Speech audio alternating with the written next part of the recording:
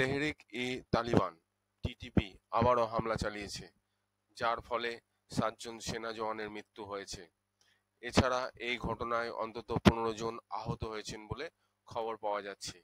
এই হামলা সোমবার খাইবার পাখতুনখোয়া প্রদেশে ডেরা ইসমাইল খান জেলার দারাবান এলাকায় সংঘটিত হয়েছে।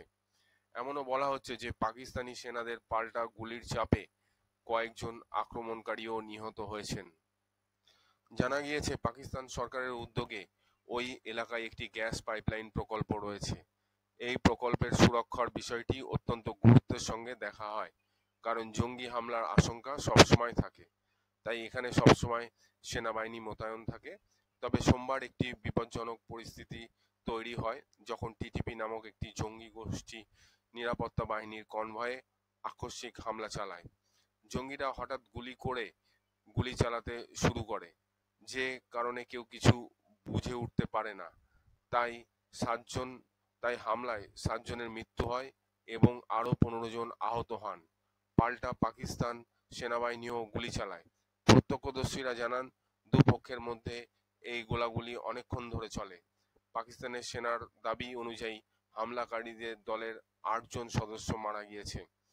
আহত জওয়ানদের দ্রুত হাসপাতালে নিয়ে যাওয়া হয়েছে চিকিৎসার জন্য। পরিস্থিতি নিয়ন্ত্রণে আনতে এলাকায় অতিরিক্ত নিরাপত্তা বাহিনী মোতায়েন করা হয়েছে।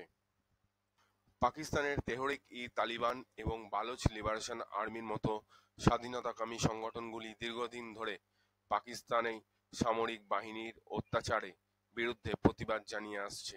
এর ফলে খাইবার পাখতুনখোয়া প্রদেশে তারা বারবার হামলা চালায়, যা পাক সেনার জন্য বেশ চিন্তার বিষয় হয়ে দাঁড়িয়েছে। সাম্প্রতিক সময়ে এই অঞ্চলে বারংবার হামলার শিকার হয়েছে পাক সেনারা এবং বহু সেনার মৃত্যুও হয়েছে।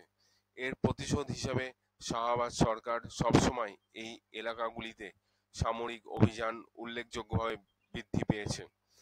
2025 সালের সেপ্টেম্বরে দারবানে এক অভিযানে 13 জনের মৃত্যু হয়, যেখানে পাক সেনা দাবি করে যে মৃতরা ছিল চরমপন্থী গোষ্ঠীর সদস্য।